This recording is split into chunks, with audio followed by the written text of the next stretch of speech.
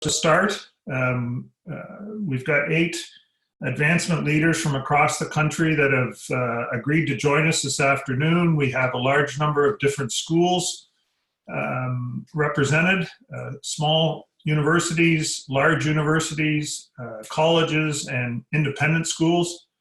And so we certainly want to thank everybody from east to west. We've got the country well covered. I think everybody would agree that the last 2, 3, maybe even 4 weeks have been really unprecedented times across Canada and around the world. What we've witnessed and heard every day with respect to COVID-19, I think shakes us right to the soul every time we watch a press release or a video chat. The impact on the education sector has been stunning. We've seen classes canceled. We've seen online delivery introduced, which, you know, as an aside, I think is a little bit funny. And our friend Alex Usher raised this last week when he commented that our friends at Athabasca University took 10 years and $300 million to be able to deliver online education. And it was expected that everybody else was going to be able to do it in a matter of 24 or 48 hours. But we are having classes delivered. My daughter is home from Laurentian University and sat through a class this morning. So we know that's taking place. The impact on international students has been huge, and how our schools are handling those. Students and faculty that have been in study abroad programs have either had to be repatriated or still where they're on the ground. Residences and buildings have been closed. Exam delivery has changed significantly. And more recently, just yesterday, certainly in Ontario and Quebec, the actual closing of full campuses and schools because of government states of emergency and other things. And certainly a lot of this has filtered down and had an impact on advancement operations. Things that our advancement teams across the country all have their hands in. Graduation ceremonies are currently under review and at some schools have been completely canceled already. Student recruitment has been hugely impacted. The canceling of fairs has resulted in a lot of our schools not being able to get out and be in front of high school students who, of course, are also not in school. Canceling of alumni events, closing of call centers, a number of fundraising visits that would have been taking place at this time of year, and then this unprecedented working from home. And we've seen provinces now introducing benefits or changes to power rates because of the sudden huge use of power from the large number of people that are working from home. And if anybody wants some advice, the CCAE team is well adapted to that. We all work from home and have been for a number of years. So there's been a huge amount of change and impact on our schools across the country. And so we're thrilled to be able to bring these 8 people together today to try and answer some of the questions that have been raised and that each have been having to deal with on their own campuses and at their own schools. Today, as far as the process is concerned, we've got until about 2:30 Eastern time that we set aside for this. I'm going to be putting the questions on the table, those that were sent out originally and then submitted, and I'll ask panel members to respond. Not every panel member is going to speak to every question, but we'll certainly try and get through all of the questions and have everybody provide some input as we go along. So with that, I'm going to put the first question out on the floor. This was in the email that went out. And the question relates to fundraising and alumni events and what are schools doing with respect to those, what has happened in terms of cancellation, whether any of those cancellations will have long-lasting impacts going through this spring and into the summer and possibly into the fall. And so I'm going to start with Mike from Simon Fraser University and ask Mike to give us some thoughts on that from his perspective. Thanks, Mark, and appreciate being asked to be part of this august panel, especially at this time, which I think is difficult for all of us. Maybe just to get right in, yeah, we've canceled most of our events within a 3 to 4 week window, so we're looking out 3 to 4 weeks. And as an example, we had an alumni event coming up next week. We've canceled. That said, we're also looking at our alumni AGM. We might be a bit unusual in that we have AGM that usually attracts about 300 people, and it's got programming around it. It includes the business of the Alumni Association, which is a separate association for SFU. We're looking at not just canceling it outright, but also postponing the AGM, going online, and making sure our bylaws can support that. So that has been a fairly significant part of our alumni people's work at the moment. And of course, convocation is being, we're calling it postponed. We're not saying it's canceled. And we're going to figure out another way to do it in the future and make up for the loss of that event in some way online. But again, this is a bigger university conversation at the moment. Our key has been, how far do we look out in terms of our decision making to cancel events, and how do we then communicate that that change of plans? Avoid the use of the word cancellation as much as possible, except where it's necessary, just so that we're also alleviating the tremendous anxiety that is in our community at the moment, and trying to find a balance for doing that. So if we can postpone, we do that, and find other ways to move online, we'll do that as well. That's great, Mike. Thank you. Mark Savinkoff from Algonquin University. What's happening there? Thanks, Mark. So here at the college in Ottawa, we have done an outright cancellation of really all events and initiatives that would see groups of people come together between now and the end of April. For us, this means some alumni events, as well as a number of award ceremonies for our students, where donors and proud graduates are invited to come to campus and participate.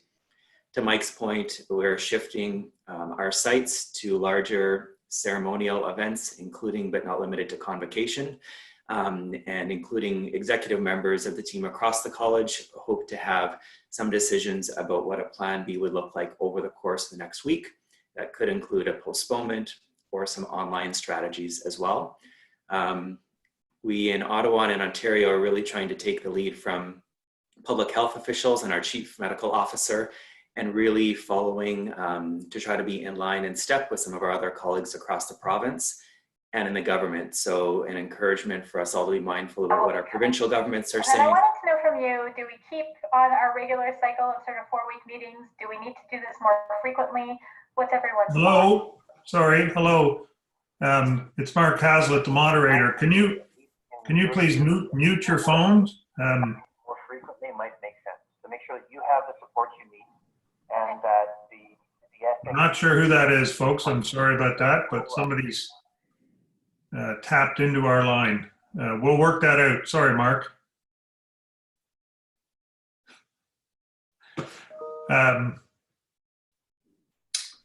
That's all right. The last thing to mention in terms of the Government of Ontario is that on March 17th, the government made an order that declared an emergency under the Emergency Management and Civil Protection Act. That was followed up a few days later here on the 23rd by the government announcing the closure of non-essential businesses. And then the City of Ottawa itself just today declared a state of emergency. So trying to be mindful of all of those things happening at the municipal and provincial level and mapping that over our engagement and fundraising strategies. Thanks. Thank you. And then lastly on this, I'm going to ask Erin from St. Mary's University to give us a little bit of insight about what's happening there and in Nova Scotia. Thanks, Mark. pretty early on, we made the decision, and we were relieved when we did make the decision to cancel all events out till the end of April, because what we were experiencing at the time was every request was coming. Do I cancel this? Do I have this? Does it meet the mandatory, or does it hit the limit for the gathering size? So, there was a burden on the team, and there was some relief when we made it a blanket decision and took the control of the decision out of people's hands and let them focus on other things. We did not cancel, and to Mike's comment about postponing convocation, for about another week. It was really late last week where we did cancel our late May convocation, or actually mid-May. And it was at that time, by the time we'd reached that, people really did expect it. And it wasn't a great surprise. And like others at St. Mary's, we are talking about how are we communicating and engaging with our graduates to empathize, and who is doing that, presidential communications as well as others from the grad class group, to convey the regret, but the important reality of having to make that decision, and talking about planning being underway and looking for other ways to engage, and also encouraging students to keep in mind for future convocations to take the opportunity to come and cross the stage and celebrate with their family and friends. But I wouldn't say we're done on our thinking yet as to how exactly we're going to handle it. Thanks, Erin. I'm just going to do a quick across the board ask. How far into the future have the 8 schools actually canceled things too? So I'll start with you, Mark Savinkoff. What would be the farthest out time frame? April 30th. April 30th. Brent Johnston from the Country Day School. April 30th is the date that we're targeting right now. Some of the other independent schools that we have consulted with have gone to May. Thanks. Mike, you said the end of April, right? Sorry, is that Mike from SFU? Yeah, sorry, yes, sorry. Yeah, that's all right. We're looking out a 3-week window, Mark. We're also meeting every day as a policy group. All the VPs meet every day and review that window of time, 3 weeks looking out, and make decisions based on that. Okay, thank you. John Kersey from the University of Manitoba.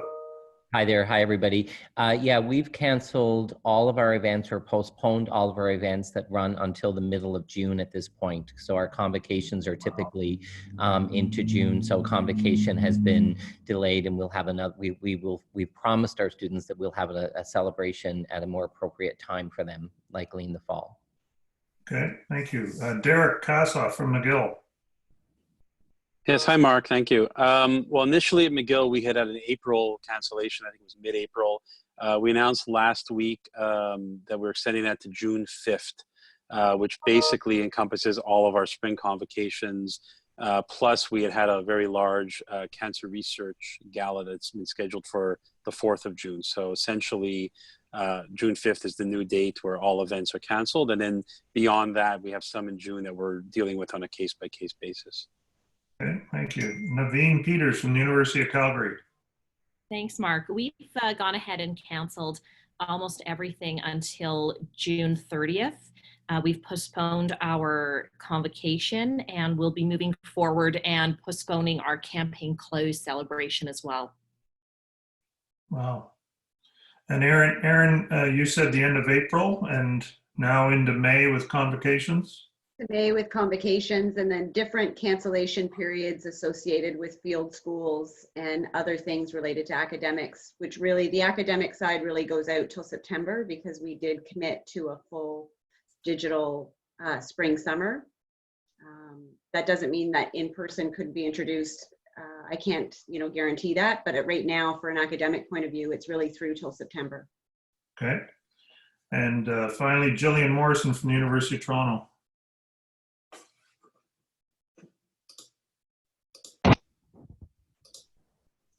Sorry, Gillian, you're on mute.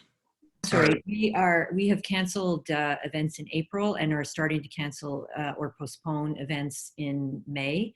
and there'll be some announcements coming out about some of those events later this week. And convocation for us occurs over 3 weeks in June, and that's currently under review. Well, thank you, everyone. So pretty clear across the country, everybody's looking at this a little bit differently, and we'll be watching closely as those windows continue to move. Our next question relates to call centers, and I think I know the answer to this, but we were wondering about call centers being closed. And I know, just of course, because I work with Gillian pretty regularly, that U of T has had to look at this, and she's led that. So I'll ask Gillian to speak first to the call center piece. Sure, thanks, Mark. And hi, everybody. Thanks for joining us today. And I just want to give a shout out to Mark and his team for putting together this event while they've been dealing with a lot of other issues. So thanks for that, guys. So in terms of the call center, we have postponed or suspended the call center. Picking up on the language that Mike Denhan was pointing out, we're not calling it a closure of the call center. We're calling it a suspension of activities in the call center. And so we began that really about a week and a half ago, and we have indicated to the students who were employees of the call center that we expect that to extend at least until the end of April. That's when we use that date because that was when their contracts extended to. In line with university policy, we're actually paying the students for the work that they would have done. So whatever they were scheduled to do or were committed to doing, they will get paid for that work. And we also have indicated to them that when we're able to reopen, we will call them back and bring them back. We haven't talked a lot yet about what we plan to do in the call center when we reopen, but my current thinking, and that of Heather Ullman, my Executive Director of Annual Leadership Giving, is we would put a big emphasis on stewardship and kind of checking in with people and using the call center as a way to say hello again, and make sure that people are aware of any of the online programming that we're conducting at that point in time. And then obviously, we are doing some fundraising for COVID-19 related research. So we would also, when we reopen the call center, I think that there would be a focus on that potentially as well. Thank you. Naveen at the University of Calgary. You guys, is your call center still in operation? Thanks, Mark. Similar to the University of Toronto, we've also suspended until further notice our student calling program. And I think when the opportunity is right to examine having students come back in and make calls on behalf of the University of Calgary, I imagine that a lot of that will be reaching out to our alumni and donors and informing them what we're doing at the University of Calgary to help navigate this situation and this new reality, as well as expressing messages of care and concern and checking in with our community and our stakeholders to see how they are doing. I imagine that for the foreseeable future, fundraising likely won't be front and center of our student calling program, and instead we'll leverage these students and their activities to reinforce messages of stewardship and ongoing engagement. Thanks, Naveen. Derek at McGill, any differences along those lines? No, pretty much the same situation. Our call center is currently shut. Our physical buildings are obviously closed as well, and there's no access. We have also shut down all of our current solicitations, although we will be announcing tomorrow, and this is, I guess, Gillian mentioned this earlier, similarly, in our case, an emergency relief fund for students. So alumni, donors who want to support students will be able to do that as of tomorrow. But all of that is going to be done through email solicitation at this point. The call center at this point is closed until further notice. Thanks. So I think that's probably the same all across the country. I can't imagine anybody's call center being open since most campuses are empty of students. We did have a number of questions submitted around the concept of asking for donations and whether or not at this particular time, is anybody still doing that? And if you are, how are you doing that? And so just, again, I'm going to go quickly across the board on this question with respect to actual fundraising activity, whether it's annual fund or major gifts, or if you're in campaign doing that kind of stuff. And then we'll circle back on this concept of emergency relief funds and what folks are doing there. So Aaron, any actual fundraising taking place within St. Mary's operations? Not right now, Mark. Lots of contact and preparation for relief funds, which will, as you noted, will come up. But other than dealing with some documentation issues and moving some of that forward, you know, there's probably the odd case where we're talking to a particular person just on closing that gift. Otherwise, no fundraising. Okay, thanks. I guess while we're also doing this, if folks are going to be doing any kind of relief funds, indicate whether that's on the table at the moment at your school. Mark Savinkoff at Algonquin, any activity underway? So to Aaron's point, we're focused a lot on documentation in the college system here. For us, our year end is the end of March. So we're currently tracking over $200,000, which needs to be entered into systems we have varying levels of access to remotely. We are not doing any outbound solicitations yet, but are increasing the prominence of emergency student funds and the ability to give to it online. The discussion's ongoing about if there's an outbound solicitation later this week. Okay, thank you. Brent at Country Day School? No, we are not soliciting right now. For most of the independent schools, this all hit in the middle of March break, which is normally a quiet time to begin with. So most solicitations were on pause already, and that has just extended past the March break. Obviously, we have a little bit of different situation with independent schools. We don't have any student relief funds being set up. In fact, for us, it is trying to figure out how to make emergency funds available to families that are now in financial need. Okay, thanks. Mike at Simon Fraser? Yeah, we've put our solicitations on hold, Mark. It's like Brent's, like Mark, fiscal year end is March 31. So Okay. working on some paper, we're expecting some funding to come in yet. So in that context, you could call that fundraising, but it's really just finishing up conversations and discussions and finalizing paperwork as we speak. Our call center's on hold. Like Gillian, we're paying out our students so that they're not going to be out of funding. Our mail program is on hold at the moment as well. We're setting up a student bursary, like an emergency bursary. We've had a lot of students we've had to pull home from field studies, international programs.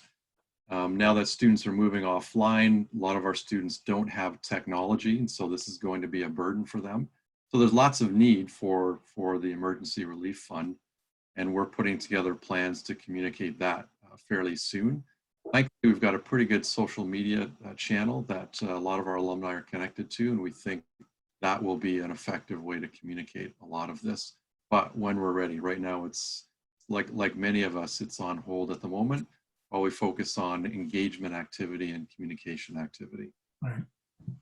John, you're nodding that all the same at Manitoba? I would just add that, you know, many of us have been through this in 2008 and even at 9/11, even though there are very different circumstances. And this is the time when, from my view, that we really have to go into full-on heavy stewardship mode, whether it's with our students, our fundraisers, our president.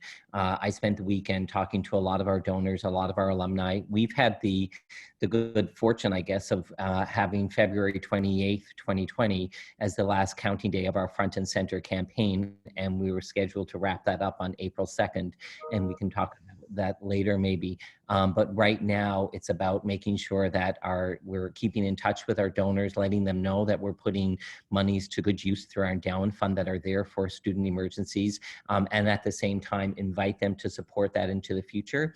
But I'm kind of struggling a little bit right now, or we're having a lot of discussions about how forward do we want to be in terms of going, asking how direct we want to be in asking for money right now.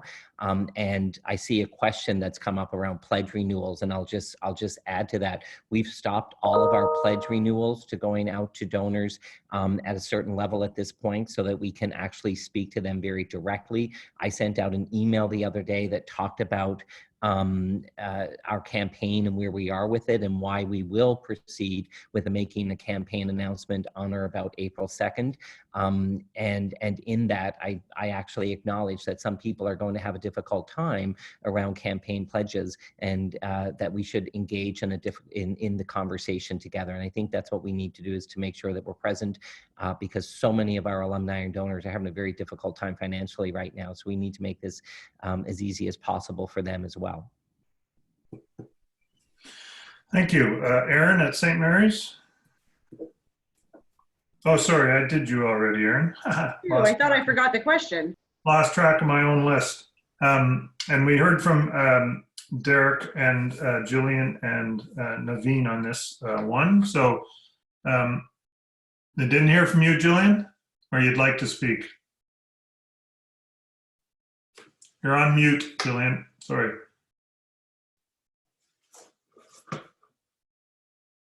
There you go. There we go.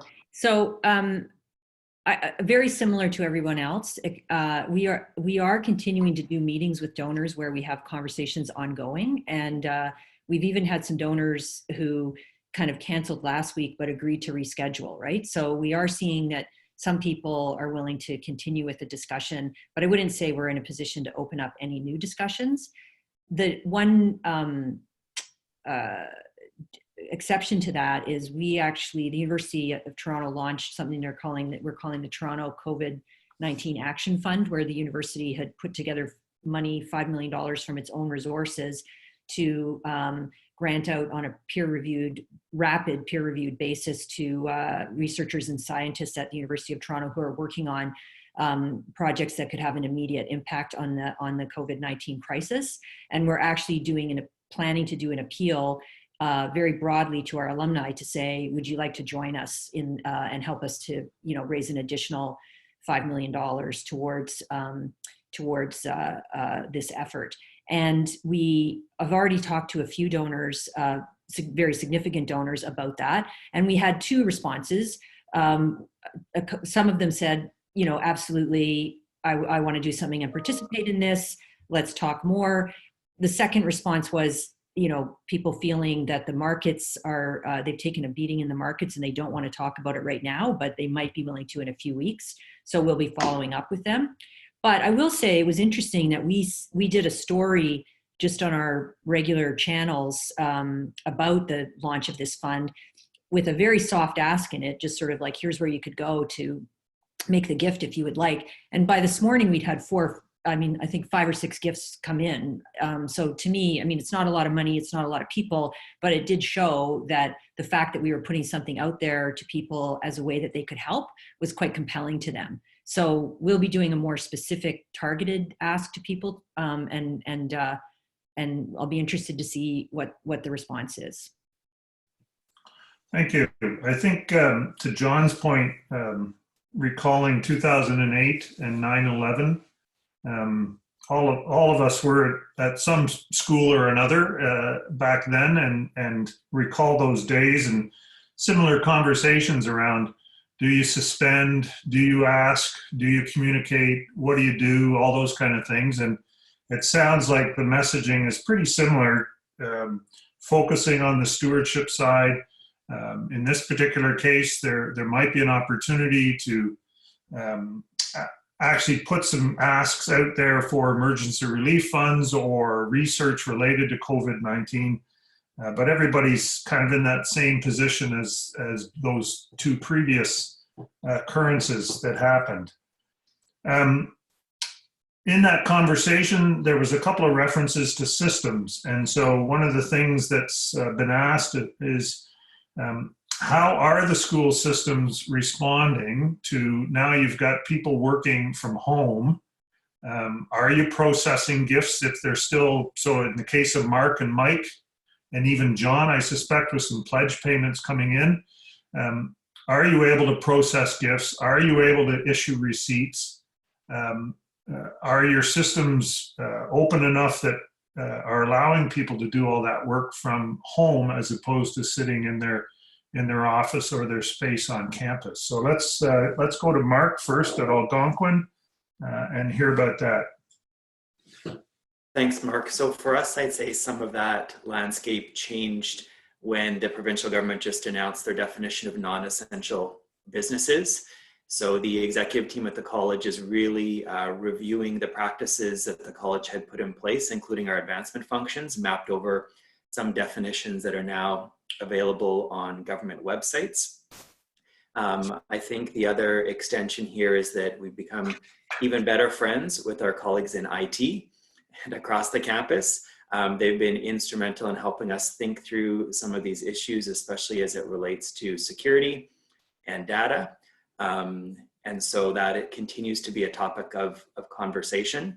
The last thing I'll note is that we are having active conversations with the team and trying to be realistic about what gets quote unquote into the system in the next 7 days and what needs to get reconciled whenever we are back in the office, both from an internal administration perspective, as well as from a donor-centered perspective.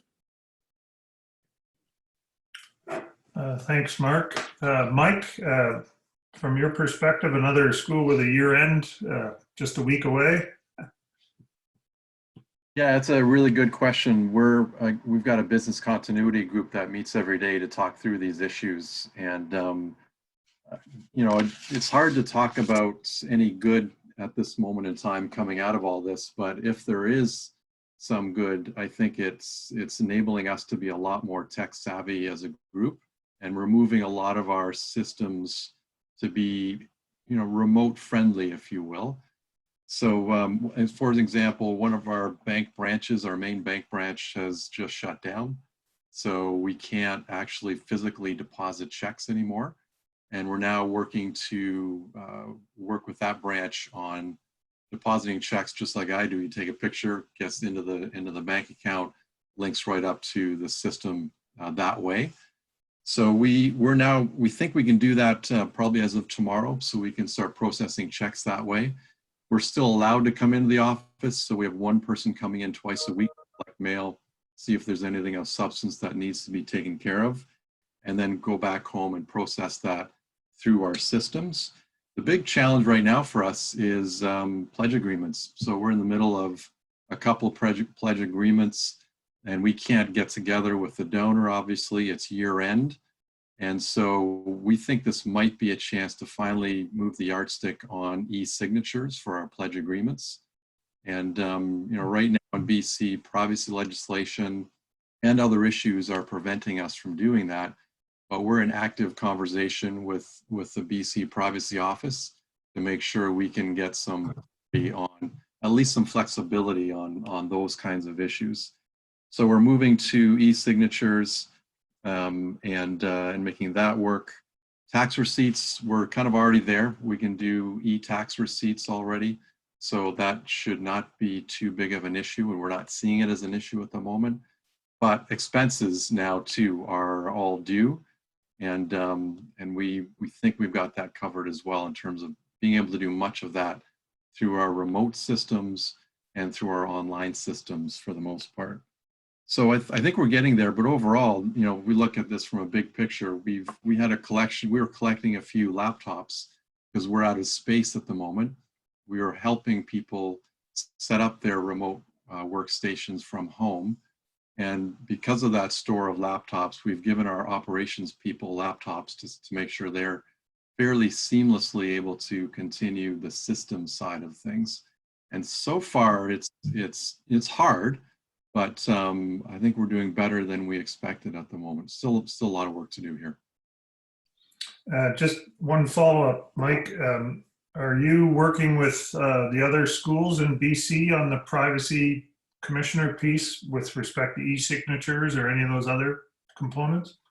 Yeah, there's a group called RUC BC, and that's the group of research universities in BC that are working with government pretty closely in general, and with the privacy office on this issue too. No word yet, but in some senses we're already pushing boundaries there, and we're hoping for forgiveness later. That's good. That we'll watch that closely, because the outcome of that could quickly roll across the country, for sure. Brent, what about at Country Day in terms of systems and people working from home? Well, one of the good things was that we looked at our business continuity plans about 2 years ago under risk management. And so we decided if being a very small shop, if we ever had a fire or some sort of flood in our area, we would need to be able to work remotely. So we moved everything into cloud computing. All of our files, all of our databases are in the cloud. So we've been able to be almost seamless in terms of keeping on top of running an office and being able to access all of our databases from home. So I think there's the advantage of being small. We're not trying to coordinate 300 employees. We're coordinating 6, and so we can be completely digital. Derek? Here. Yeah, well, it's actually interesting. So I work in a marketing and communications office. So we're probably among the more remote outfits you can have at a university. In fact, the ironic thing is that just about 3 weeks before all of this, the university at McGill University announced that they were moving to a sort of flexible hour model and allowing employees to actually work 1 day a week from home if they wanted to. I would say probably about 2/3 of the people on my team had elected for that option. So I'd already gone through the process of making sure they were set up to work remotely, had the laptop, the equipment, the access to our remote desktop. So in many senses, it's been a pretty easy transition for my team to go from being office-based to being able to work remotely. It's gone really, really smoothly. I would say much more efficiently than I would have envisioned, and using a lot of the video conference tools, Microsoft Teams, Zoom, such as this, to be able to connect amongst each other. So I have a daily meeting, catch up with all of my managers. It's all done by video conference. Those who can't or don't want to connect by video can just call into the call.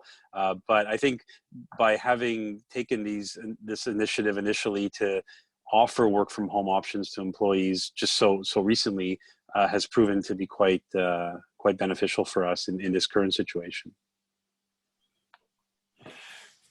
Anybody else had any systems crashes or other technology issues from your schools? Brent, you're raising your hand.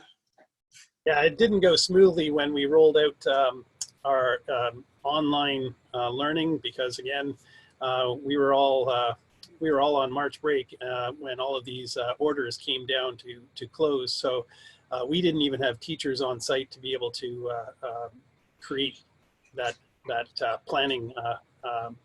And what happened was Blackbaud, which was our service provider, had a glitch on Tuesday morning when I think all of North America started trying to log in to Blackbaud all at 9 o'clock, and they lost their authentication for about an hour. So that was a little bit of a bump. But other than that, it's been pretty smooth. Mark, it's Erin at St. Mary's. Yes.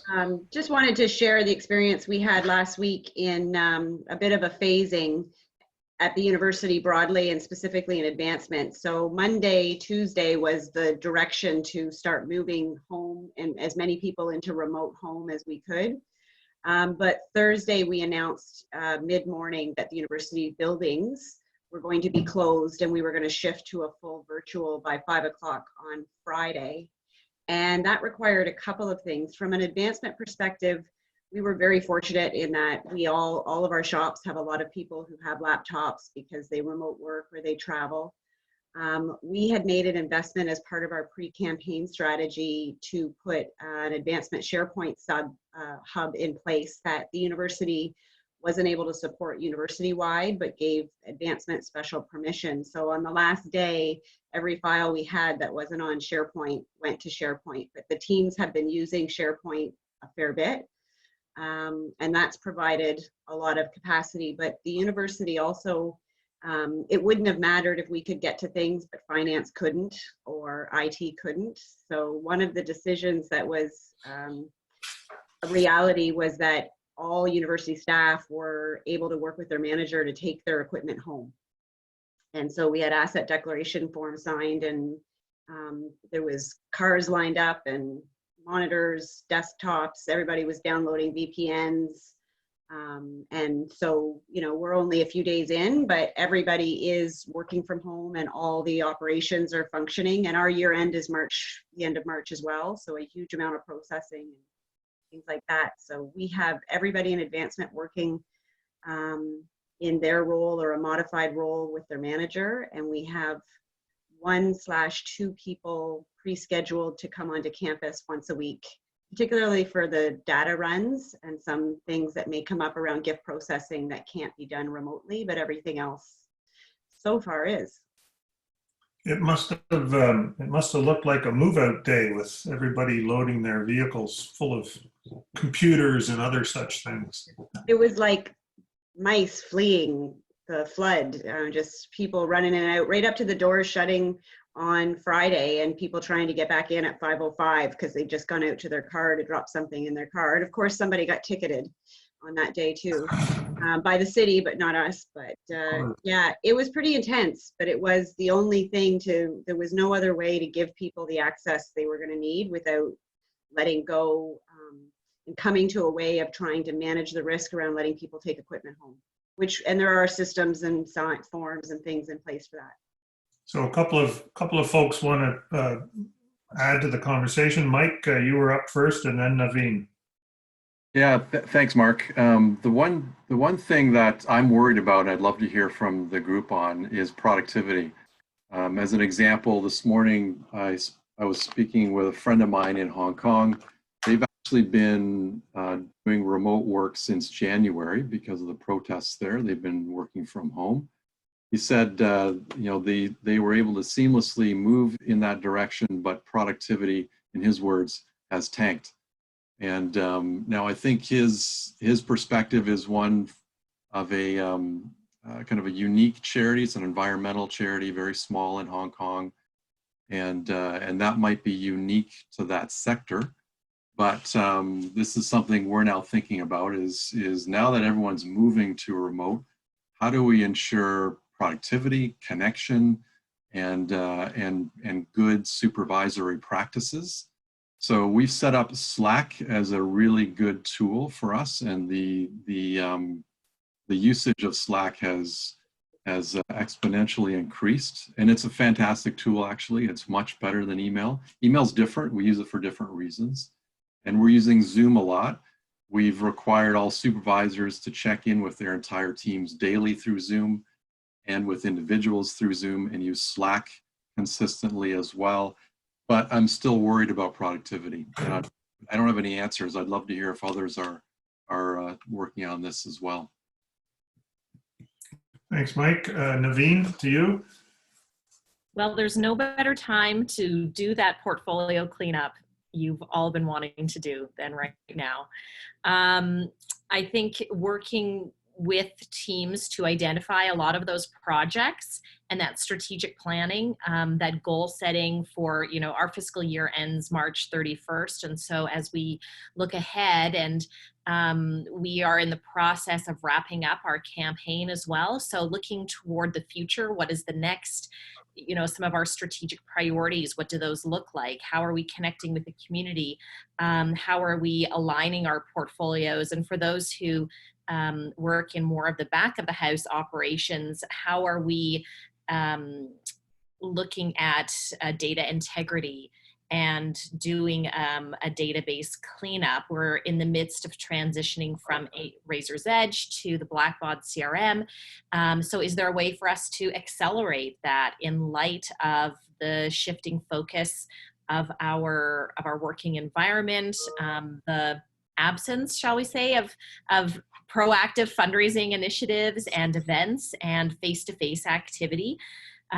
We spent quite a bit of time leading up to this crisis in the way that we could anticipate what it was going to look like, but working on our business continuity plans and ensuring that we not only have the ability to keep the office and the necessities in check and running on time, but that we're also looking to identify what new opportunities and strategic initiatives and planning ought to be done now that will hopefully then carry us into the future, whatever that new reality might look like. So I think it's prudent of all of us to check in with our teams regularly, but to also use this as a moment of reflection on, what will the future of philanthropy look like once we emerge from this? What will the future of events, of engagement activity, of our economy look like?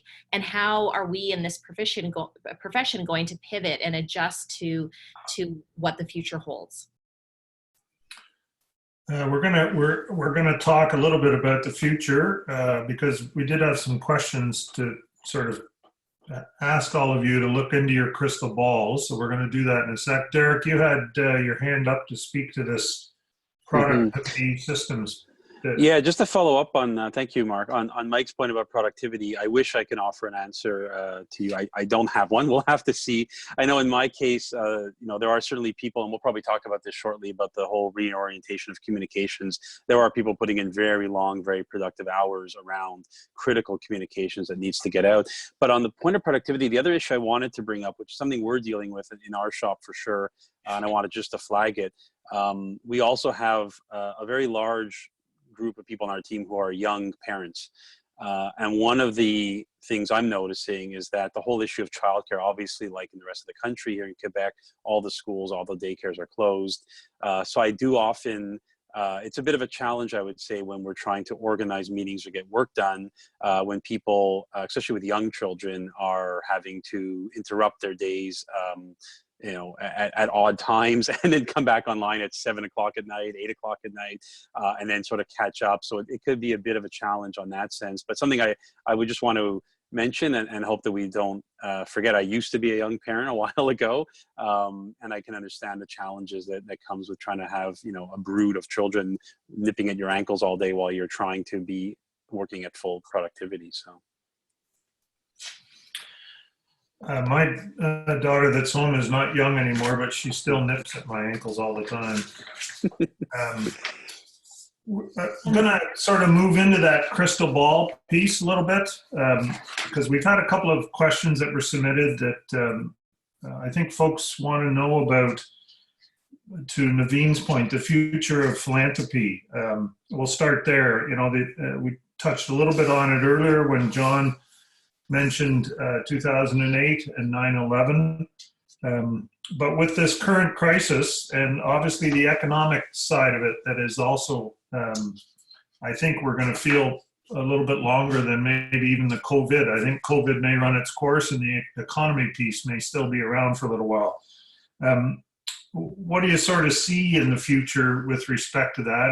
And John, I'm going to start with you since you made reference to 2008 and 9/11. What can you sort of recall from them that might help people today thinking 6, 12, 18, 24 months down the road? Thank you. I just want to touch back to the productivity thing for a minute as well. And I think if there's ever a time when we need to simply trust our staff in the work that they're doing and the hours they're doing it based on their own circumstances, because the level of stress for people right now around this, people not just who have children, but who have elderly parents having to stay home with their spouses all day long, every single day, 7 days a week, perhaps, or with anybody, can be really taxing. And so it's a part of making sure that we're just listening to the system that we lead. to make sure that we're taking into account what people's needs are and giving them the flexibility, have some big, huge kind of goals, that cleaning up your portfolio, cleaning up the system, like big, broad goals, but allowing them to take their time to do their work while still feeling a connection through these kind of ways. What does the future look like? Wow, that's a really big question, isn't it? Because right now, all that's coming in my ears are comments from, CEOs that I'm talking to over the weekend. Our campaign chair just in the paper last night laid off 300 people here in our community, has 9,000 employees, and that's just going to expand, and that circumstance is going to expand. So we're hearing that hand over fist.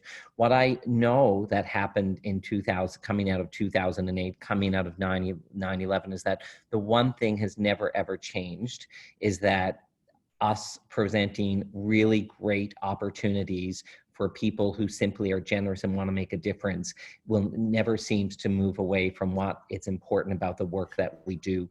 And so we're always going to have to make sure that we're staying connected in real, authentic, personal relationships with people who are generous and want to make a difference to the work that our universities do, that our institutions do. And I don't think that's going to change. How we do all of that may change pretty significantly, and maybe we'll do some of this with donors. Who knows?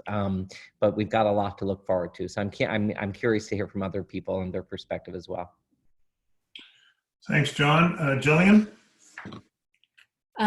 Yeah, I want to echo what John and others have said about really being gracious with our staff and just pay. And something I've said to my team is to make sure that their teams are pacing themselves and setting goals that are manageable and realistic within the context of what they have to do. The other thing that happened earlier this week at U of T that I thought was interesting and sort of says a lot about how humans crave community is that we had a call from the president's office saying that some of the people that were on the front lines of some of the work that is happening to get students home and get faculty delivering online, that some of these people were struggling and needed respite, and were any of our teams available to help with that in if depending on whether the skill set matched up. And so we all put that call out to our teams, and every single one of my team said, absolutely, if I can do something, let me know how I can help. So it was really encouraging just to see how we all want to help in a situation like this. And that's what, going to John's point about the future, makes me optimistic about the future, is that people, I think we saw this after 9/11, particularly people are looking for ways that they can do something positive in the world and that they can help. And I think with COVID, particularly, there will be lots of scientific research, public policy research, sociology, there'll be like learnings for education, like almost every discipline, engineering, law, almost every discipline will be affected or have a way to contribute to answers to what we're in the middle of. So I think there will be lots of ways that we can offer people direct opportunities to help with the recovery, right? I think one of my team was commenting that, in these situations, you see that people go from, as donors, they go from saying, well, I need to help with the relief. So we're seeing many corporations saying, giving money to the food banks or otherwise helping their own employees or helping the most vulnerable. Then we'll see people move to recovery. Like, what do we need to do to move past this? And then the third wave is the resilience, right? And so how do we deal with maybe some of the public policy or public health issues that we need to think about so that in the future we can avoid these problems? And I think we'll see that same arc of relief to recovery to resilience. I think what's unknown is what's the time frame for that, right? Because this isn't, this is going to be a slow and moving kind of crisis, different from, an earthquake or something like that. So I think that what's more unknown to me is what time frame it will take to shift from these different modes of giving and thinking about community. Thanks, Gillian. Brent, your thoughts on the future of philanthropy? Well, Gillian just segued perfectly, because she said her last word was community. And I think that that's really important. For those of us that have gone through all of the previous events, those connections, those relationships, that sense of community was something that was really, really important to help with that bounce back and resilience. You know, so I think that, you know, all of the commentary about taking the time right now to do your stewardship plans, to reach out to people just to see how they are, to, you know, make sure that communities understand that they're part of a bigger enterprise, and that you're thinking about them even when you can't be present with them in this socially distancing world. I think it, you know, fundraising still comes down to relationships, and I think it's a perfect time to really concentrate on the human part of the relationship and not the dollars. Thanks, that's good advice. Naveen, what are your thoughts around that? Thanks, Mark. I think, you know, what's different about what happened in 2008, and I was down at Georgetown University during that time, and where a significant portion of our philanthropic support came from companies like Bear Stearns and Lehman Brothers, and, you know, the world had economically fundamentally changed, is that this is, you know, first and foremost a public health crisis that we're dealing with now, and I think will fundamentally change the way we look at future engagement opportunities. And I don't think that there will come a time, and it's certainly in the near future, where we'll go back to our traditional event planning and looking at, you know, doing face-to-face activities very, very differently. I think it'll take a while to adjust to what this new normal would be like.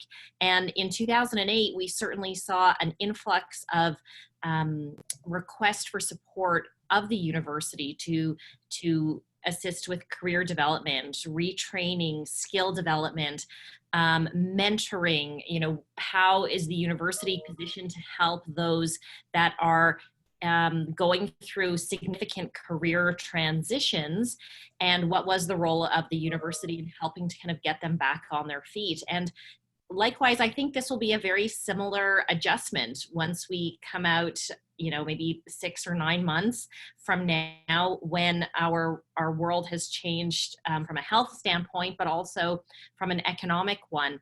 And then what's the university's role in helping to support its alumni and donors and community at large?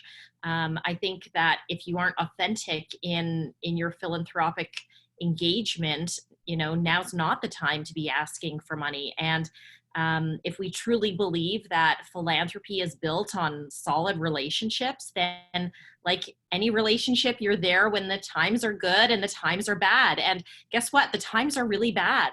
And we need to be supporting our community in very different ways, knowing that you know, we'll come through this, but it's going to take a long time. And you know, I think that we can approach it and continue to be perhaps transactional and ask for charity or gifts or donation, but true philanthropies, I think, has been fundamentally changed as a result of this, and it's going to take a long time for us to adjust or acclimate to this new normal. I think we'll see a lot of requests for support of volunteer opportunities, mentorship opportunities. At the University of Calgary, we've launched a community resources page where we are spending a lot of time doing podcasts and webinars on how can you support your mental health. You know, we did one yesterday on, you know, surprise, you're homeschooling. What does that look like?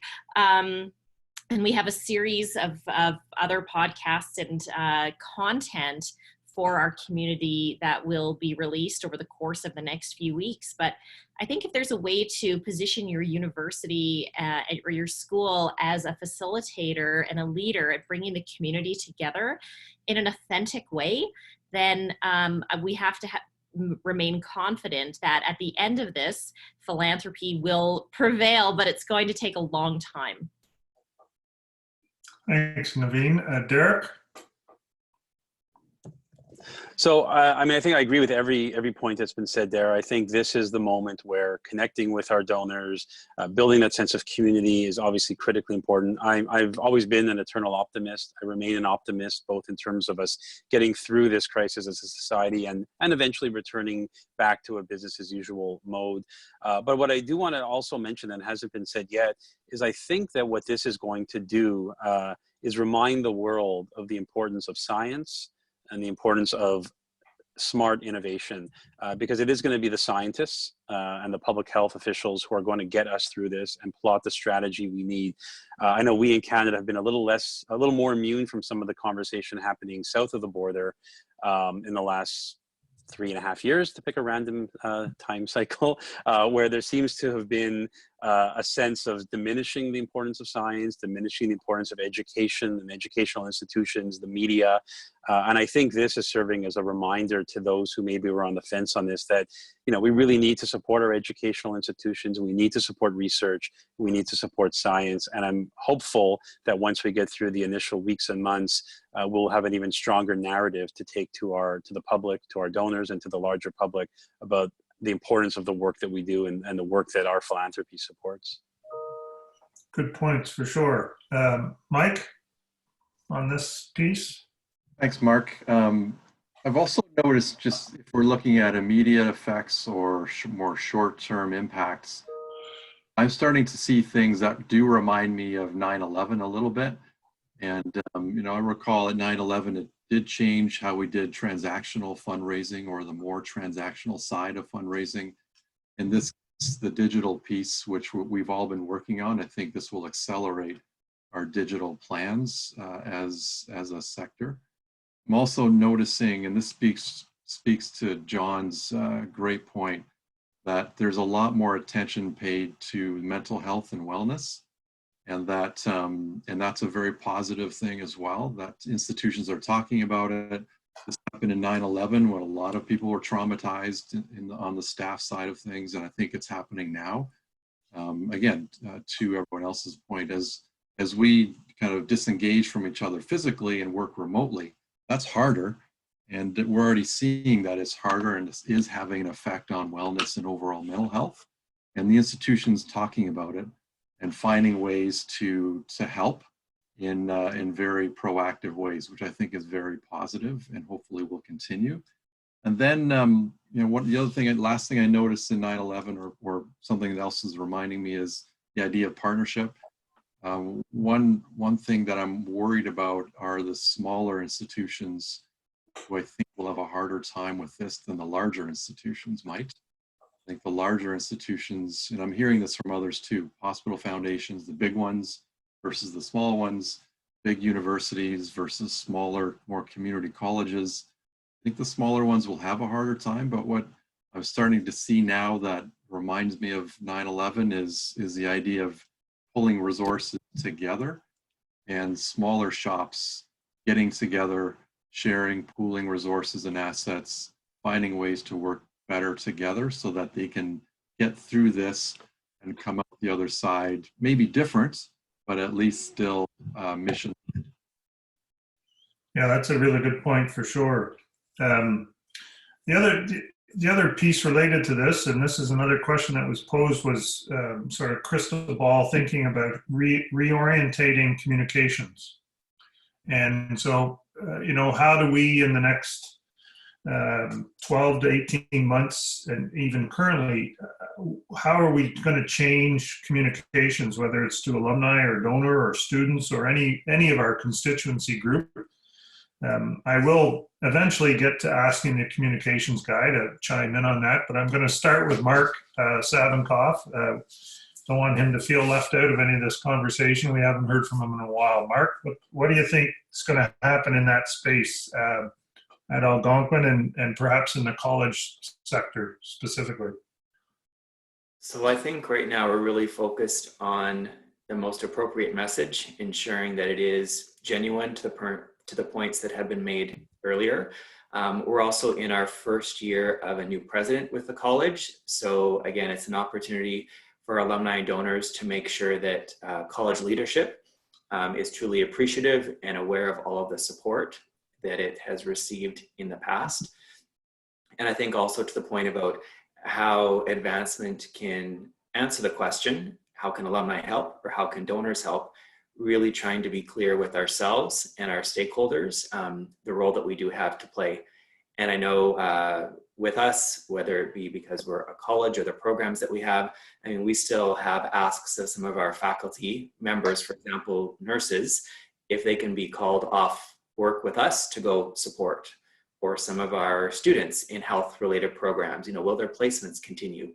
So to Gillian's point about the relief, recovery, resilience, I mean, we're very much in that relief mode, getting called on to do things that we would not otherwise have to do. So just how can we be clear and consistent and show people that we are thinking about them and the impact that it has on them as well. Thanks, Mark. Erin, what are your thoughts on the communications piece going forward?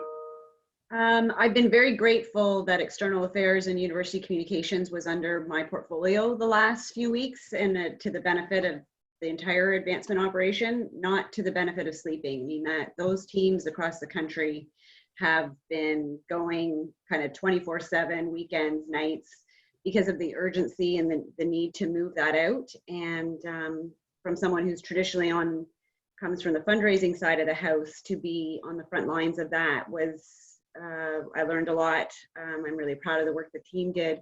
So I think that communications, the way we're approaching it right now, just to give it as I don't know if this is a crystal ball, but, you know, we had no sooner finished our COVID-19 emergency communications plan and we're enacting it, then we moved to virtual operations and are now we're working on an articulation of our virtual university communications plan. And I think the communications functions to all the audience, but will be kind of that leading edge of getting to a new way of doing things, because they will be learning so much and will be gaining so much, both in terms of tools, but skills and practice and collaboration. And I'm enjoying the work that we're doing, trying to identify where it is that we want to be at the end of this move from a virtual operation back. What are the second, we want to help, we want to serve, we want to facilitate for our institutions, we want to preserve relationship and engagement, but operationally, where do we want to be as well? And I think that there's a real opportunity in that work to then have learned from that and bring that in as we shift forward on the development side and the philanthropy side, to have seen those different approaches and how they worked, and learn from that and bring it into the next phase of recovery and into the resilience.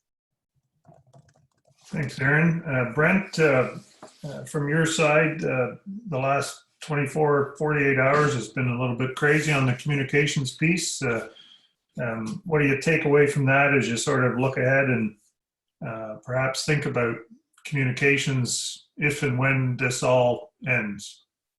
Yeah, I think very similar to Erin, you know, we have had a massive role in our office to craft the communications message. Really, you know, having everybody off on March break and trying to communicate with them, all of the changes that they were coming back to meant that there was a huge emphasis about transparency.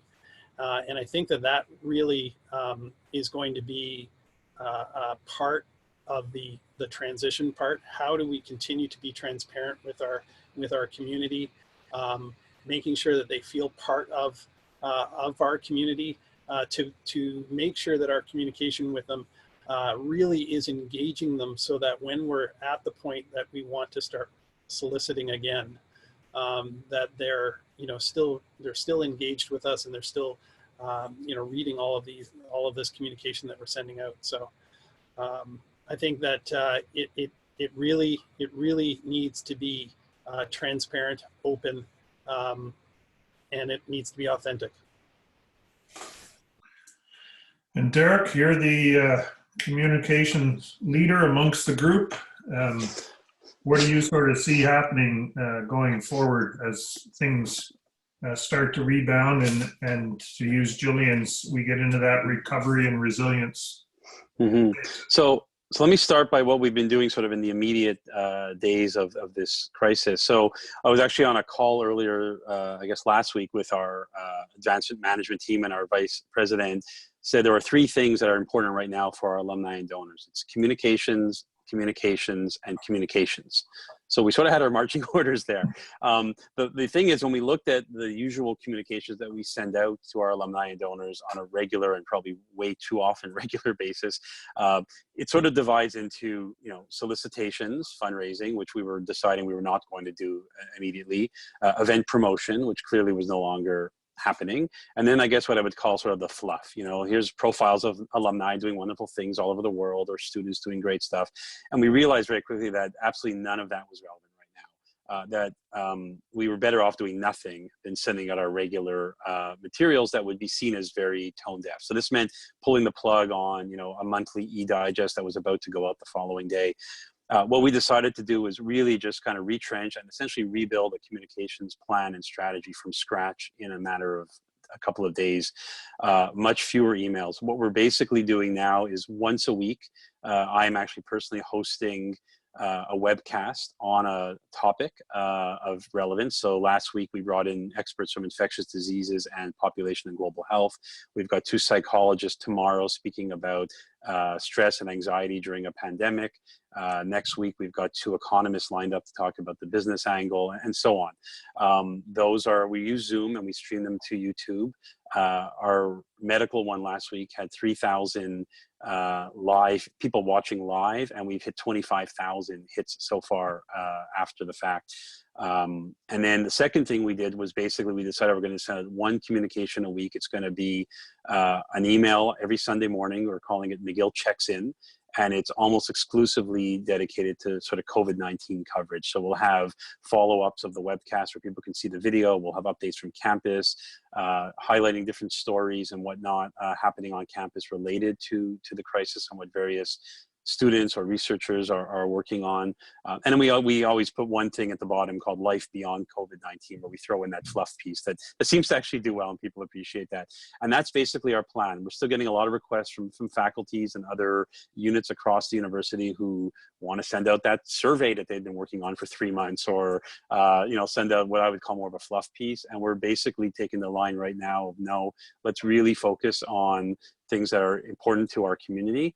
And let's build that goodwill, and let's be seen as a place of expertise and insight and good information, so that when we do go back to a time where it's business as usual, we're hoping that people will remember the value that we brought to their lives during this time. Yeah, that's really helpful, Derek. Just by a show of hands, I think I know the answer. Everybody's doing it in different ways, and some of it is through social media, some of it is through other vehicles, but everybody is still in some fashion or another communicating with their alumni. Absolutely. In some fashion or another, there's messages going out, whether that's related to activities at the school or other good stories, or as Derek just walked us through. So communications continues. I think we've heard pretty strongly that the type of communications and the messaging is really the important part right now. And it sounds like everybody's walked through and strategically thought about that. I'm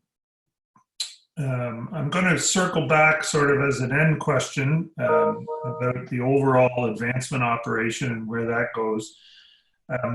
We have had a question submitted. This goes back to this piece about emergency funds. And so someone's asking about how you're setting up, what are your plans putting into place action with respect to emergency funds. And so Gillian, I'm going to start with you on that, because you mentioned that quite a while ago about doing that at U of T. Can you give us a little bit of background and perhaps some detail on how you're setting up your emergency fund for students? So we actually are focusing on our specific fundraising effort right now on the COVID-19 Action Fund, which is about research and immediate impact on healthcare and frontline solutions. That's where we're focusing our efforts. I know we are having a conversation about whether to launch a emergency fund And that would be, I think a lot of people, a lot of our fundraisers feel that it's important to have both messages, the research message and the student support message. But I don't actually have detail on it, Mark, because we're not ready to launch that yet. We actually put a premium on or a priority on launching the research oriented one. Okay. Anybody want to raise their hand and speak to this issue? John, do you want to give us a insight? One of the things that we spent some time on over the last few days was identifying the emergency funds that are already established centrally and within the faculties, and we identified quite a few. Some of them had some old terms of reference that we need to break through very quickly. One of the things we realized was the most difficult to do at this time was getting the people who need to work on administrating these funds on side too, because everyone's really busy right now. So that's a lesson learned. But we have some money, that's a lot of money that we've identified that's available for students in emergency situations. And that's where I'm thinking that we have to find the right balance there, is to tell people that this is available, and to thank people who've given in the past to make these emergency funds available today. And as opposed to saying, can you help us build this emergency fund? But Philanthropy helped build those emergency funds, but thank people for doing that in the first place. And I'm still, again, struggling. Do I even want to ask people when they have so many family commitments and so many individual stresses and community stresses? Do we really need people giving to that fund right now? Because there's the authenticity there. Do we really need people giving to an emergency fund for students right now, or do we have resources available? For those of us who have the resources available, I think we should be using those, and then tell people in the future, this is the story we'll tell about how we've used those emergency funds. Yeah, and I'll just add, I mean, that was some of the thinking that led us to put a priority on launching the research funds, because we do have these emergency funds, because our staff that are distributing those emergency funds are really strapped to just get that money out. So we thought, rather than putting added burden on them to help us identify, well, what do you need and who do you need it for, et cetera, that we would focus on the research fund, and maybe the emergency piece will come a bit later. Okay, Mike, I'm just gonna, maybe I wrote it down in the wrong place, but you mentioned emergency bursaries, I believe. Are those things that are already in place, or are you finding funds in-house to try and make those happen, or how's that working? Yeah, so we have some institutional funds that we can allocate to. We're not quite sure of the name yet, but some form of an emergency bursary for students. And we're also scanning, like John, all of our terms of references to see where there might be some flexibility. We found some already that we can funnel into that pool of funding. And we're now talking about how we potentially communicate this with our community. We know we want to, but whether we make that part of an explicit ask or a softer ask, we're still working on that. Okay. Derek, you raised your hand. Yeah, so I think I made a reference earlier. So tomorrow we'll be officially launching or announcing an emergency relief fund for students at McGill. This was born, I guess, out of two things. One is we were in touch with our scholarship and student aid office, and they identified that there definitely is a need for some emergency funding, whether it be getting students home or back to campus from abroad. Obviously some issues around rent and living expenses, and then also the purchase of equipment that students might need to continue their education remotely for the rest of the semester. We also were starting to hear from some members of the donor community who wanted to help. So although it is a difficult time for many, there are people that are more fortunate and want to step forward and help. So that will be announced tomorrow. As I mentioned, it's going to be a soft ask. In the message, it's going to come from our principal. She will be acknowledging that we know people are all in this difficult situation, but if you would like to help, please do so. It's all going to be done electronic. So again, there's no phone calls being made or whatnot. It's going to be just messaging we're going to put out there by email and by social media. I don't know in terms of what we might expect. We might be overwhelmed by support. We might be ignored because people are certainly have other priorities right now. It will be very interesting to see, but we just felt that we needed to step up and do something, and at least give the community an opportunity, if they wanted to take part in supporting our students, a chance to do that. So just I guess logistically on that, Derek, if I was a donor and I wanted to make a gift, I would respond and do that online. Yeah, so essentially, yes. Eventually, at some point in our time, a receipt will be generated or sent my way somehow. Well, we do electronic tax receipts. So Right. these gifts would all come in online. Essentially, any message we send out will have a hyperlink to the online giving form pre-populated to this fund. So it's as simple as any other fundraising we would do. You'd get the email, you'd click on it, you'd go in, you'd enter your credit card and other information. We would know on the back end that the money is designated for that particular fund. You would get your electronic tax receipt. One thing we do want to do, I think someone mentioned it earlier about students. So at this point, obviously, we're not in a position to start profiling or following up with students who have received funding, but it's something we're definitely keeping an eye on. We've mentioned it to our scholarship office that as they distribute funds and students can identify themselves as those who are willing to step forward and speak to it, we definitely want to be able to highlight some of the student stories themselves. And be able to go back to the community either during the course of this campaign or even as a stewardship piece to be able to showcase students who have tangibly benefited from some of this funding. Super. I got Brent and then Naveen. I just wanted to sort of step in for those of us with very small endowments compared to the universities. You know, the market crash is going to make create a huge hole for a lot of schools. In terms of maybe not this year, but certainly next year's scholarships and bursaries in terms of payouts. So, you know, these student emergency funds, you know, programs really, really important because, you know, all of the endowments are probably not going to be generating what they have in the past. Good point for sure. Naveen? Thanks. In addition to supporting some of our students, we're also sending out an internal email through one of our regular updates on COVID to our campus community, our internal faculty and staff and students, a kind of a volunteer needs assessment where people can either say, you know what, I have some time, I'm willing to help do, you know, go grocery shopping for someone. You know, what are the other resources that we have as a collective community to support our university community? And then through that process, providing an opportunity for people to say, you know, I need help with mental health, with social distancing. I'm feeling lonely. I want to connect with someone. I'm struggling with technology.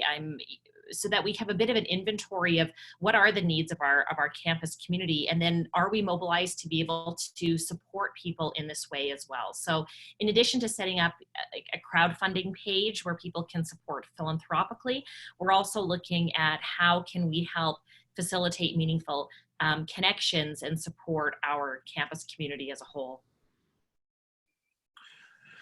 Thank you. So we're getting near the bottom of the hour. I'm going to wrap this up. This is the last sort of area of conversation, and we'll give everybody a chance to give a quick input into this. But I think the question relates about the financial impact on advancement operations. And Brent talked a little bit about that, perhaps with respect to endowments and payouts. I know everybody's funded differently, depending on the school type. But what do you sort of see happening again in the next 18, 24 months going forward? We'll start with you, Mark Savinkoff. Oh, great. Thanks for that, Mark. You let me go first on the big question. In short, I think the impact is going to be significant. Within the last week already, we had one donor come forward and be really candid, but to say that they have to cancel a $10,000 commitment that we would have otherwise expected. And I think for some of our donors, we're only going to see more of that. We had already done projections over the next 2 or 3 years, and those had been presented and approved by our Board of Governors over a month ago. And already indications are that all of those projections will need to be reviewed, especially if this continues over the course of the next quarter. We may have to do a reset, and that's being acknowledged internally already. Okay. Gillian? Yeah, I think we all can expect that there will be significant impacts on the budgets. I'm not going to speculate on what that looks like because I just don't think we can know right now. I think Brent makes a good point, and it's something I'm got on an agenda for tomorrow. Is, you know, how do we think about the payouts next year, and how do we keep our commitments on those payouts. But I'm encouraged, you know, by other things that continue to go on at the university, right? I'm encouraged by the way that people continue to want to be engaged in the university. So although when I think about the budgets and I think about what this is going to mean for us, it's not a happy thought.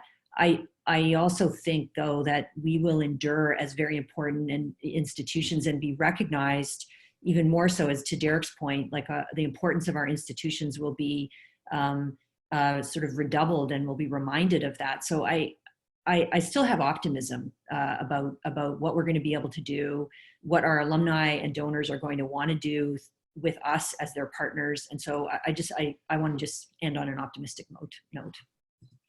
Thanks. Erin? Thanks. I would echo everything that Gillian said much more eloquently than I would have in terms of optimism, and it's too early to think too far ahead in terms of the impact on either our operations as well as our outcomes. I do think that this call is playing a huge part in advancement operations around the country, just in so far as I have lots of things on my agenda, but thinking about the endowment payouts and its impact next year wasn't on it yet, and it is now. And I feel really well equipped to do it, because it really wasn't that long ago when we all did that exercise and learned from it and learned where top-ups versus holdbacks versus net new gifts. We went through that, and you know, there's, I think, hopefully a takeaway for everybody, that something that they weren't thinking of that they can now prepare for, and in doing that, we'll be able to manage through some of the operational challenges that may come up, but that I expect to be short-term challenges that will just be part of the process of moving through this. Thanks, Erin. Naveen? I think that the economic impact, and you know, I'm out here in Alberta, so it will be significant, and I don't think we as institutions, you know, are immune from the economic realities of the world around us, and that will have significant budgetary impacts on all of our universities and schools.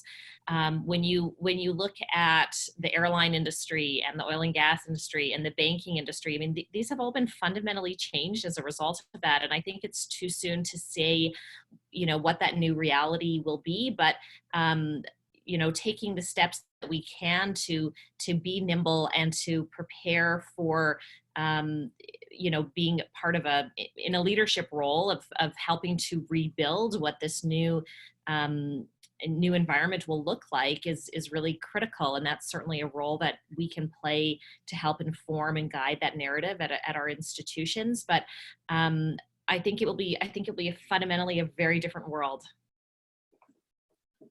Agreed. Brent? Well, a shout out to all of the independent schools that are on this call. I see lots of them. It's great. I think all of us, since so many of the independent sector does not receive any government funding, are looking at a double impact. Number one, all of our operational costs that come in from fees from students that are being registered. The changes in travel that will exist around the world, where recruitment will be a completely different conversation. And finally, then the fundraising part.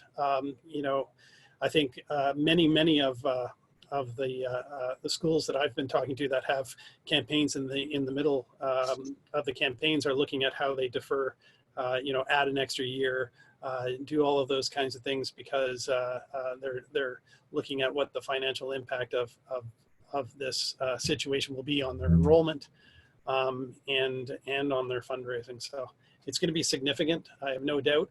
I think independent schools, by and large, The one advantage is that we normally are built into institutional budgets, so at least our offices are protected and our staff are protected. And to Gillian's positive view, that's great because we can continue to be an important part of rebuilding that incredible sense of community and connectedness that all of our institutions bring. Thanks, Brent. Mike? Thanks, Mark. Yeah, I share all the thoughts given so far. And I share Gillian's hope and optimism, while I also am uncertain about the immediate future. As I look a little farther ahead, though, the endowment piece is a real concern. We've had quite a few questions from academics about their programming, how it will be affected. What's interesting is the timing of this actually is not bad in the grand scheme of a 12-month timeline for us, because we're at fiscal year end and we think the next 9 months will be okay. It's what's after that. So we're looking closely at that, doing some modeling at the moment as an institution. The other piece, though, that will hit us potentially hard or not is international student enrollment. We get quite significant funding from international student enrollment, and that could potentially take a hit in significant ways, and that's a biggie for us. So we're doing some modeling on that, looking at that. We're gonna have to watch that pretty closely. But again, as Gillian said, it's still too early. This seems to be a daily development for us at the moment. We're not changing our goal yet. We're having that conversation now and looking at what that means. Our budget is safe operationally because we're part of the kind of base budget for the institution. So at least for next year, we're okay, we believe. But again, in 6 months, this still could evolve and change for us. So we're finding ourselves being a little more flexible than we're used to at the moment. Last piece I'll say is, again, this reminds me a bit of 2008 when the markets crashed and a lot of donors decided to avoid endowments and give more expendable gifts. A lot of them delayed their conversations, and a lot of them asked about our endowment management policies. And I think many of us probably went there and fixed that. But for those who haven't, this will again be a time to look at our policies on how we manage endowment and anticipate times like this potentially. But I'll end to that. I have a sense of optimism and hope, and the charity sector and universities in particular have a really important role now. And I think governments are seeing that. And especially in BC, we're being asked for help in many different ways. Even our student residences, we're having discussions with government about using them as quarantine sites potentially, all from that to research. So I think institutions like universities have a critical role to play, and schools and colleges. And that gives me a sense of hope and optimism. Thanks, Mike. I think the international student piece is probably another whole webinar conversation, because I think the impact is going to be quite significant across the country. John, your sort of thoughts on the financial impact on advancement operations? I think it is too soon to tell. I think one thing for sure, and I love the optimism here, and I think this is the conversation we need to continue on over the next few months as a professional organization as well. There's a lot of different parts of this discussion. While it's too early to tell, what we know for sure is our institutions are going to need us in the future more than ever because of the opportunity to match our donors, our alumni, with the things that our universities as part of the community, a central part of the community, will be able to undertake. So we'll just have to do it more efficiently than ever. We'll be working differently than ever. I know that. Obviously, yes, our endowment funds are going to show up differently. Monies are going to be needed, from the academic and research part of the organization to fund new ways of delivering courses. I think Alex Usher said the other day, it's going to, minimally it costs about $25,000 per course to get it more advanced online and stuff like that. So there's going to be a lot of demands, and I don't know, but our government just cut our budget last week in the provincial budget by another $3.5 million. So, you know, we are going to look differently going forward than we look right now. But what I think for us, we're going to be in, our universities, our colleges, big or small, are going to need us to have those authentic, genuine, deep, meaningful relationships with our alumni and donors. And that's our focus right now. That's and good. one more thing, I have seen the play Come From Away 23 times. And so I'm a big optimist that I don't know what it is right now, but something amazing will come out of this. I know it, and we're all going to be part of it. I appreciate that, John. 23 times. Wow, good for you. Amazing. Derek, to you, sir. Well, I've seen Come From Away 0 times, so maybe I need a bit more optimism in my life. I said I was optimistic earlier about everything. Budgets do concern me. Again, like everyone said, I think it's a bit too early to tell what exactly the budget landscape will look like. We're also at the end of our fiscal year, at the end of April here in Quebec. I mean, our advancement operations are funded primarily through operational funds of the university, which come from government monies and international student tuitions. And those are both two big question marks. Will international students be coming to campus this fall, the fall after? We'll see. Government, I mean, what are government budgets to education going to look like? What are budgets going to look like at all next year? There's been a lot of talk, obviously, about bailouts to individuals to keep people, you know, able to buy groceries and feed their families. My big question, and maybe I'm not smart enough to know the answer, but it's where is all of this money coming from? And I suspect it's eventually coming from us down the road, whether it be higher taxes or slimmer budgets for, you know, the services we rely on, including education. So I'm optimistic overall. I have a really good worldview of where we're going, but I do think the budget piece is going to be a tough one for all of our institutions in the years ahead. Thanks, Derek. My soon-to-graduate daughter asked me where all these promised monies were coming from last night. So it certainly is on the minds, if not of our generation, then certainly younger generations. We've gone over a little bit, but I thought the conversation was continuing and was a good one. I want to thank all of our panel members for their insights today. It's really been an hour and a half went by pretty quickly. Not unsurprising, we did have some hiccups on the technology side, and probably about half of our registrations did not get into the call, so that's disappointing. But we did record it, and we've got enough note takers that we will put a summary together and get it out on our website and through our own channels. CCAE is going to try and do more of these gatherings. I took a note of a couple of potential topics. I think the international student piece is one that we could talk about for another hour and a half. I made note of schools and campaigns, those that were in campaign in 2008 and have now sort of are in campaign right now in the middle and sort of wondering how they're going to come out of that. That might be a good opportunity to tap some schools from 2008 and hear their advice. Any other topics of information that people are interested in during this time, send them our way. Like I said, we're fully committed to trying to offer more of these sessions over the next month, perhaps one a week. I know there's some other organizations doing that. Again, I want to thank all of our panel members very much for participating. Thank you, everybody else, for being part of today. And good luck the rest of this week. Thanks again.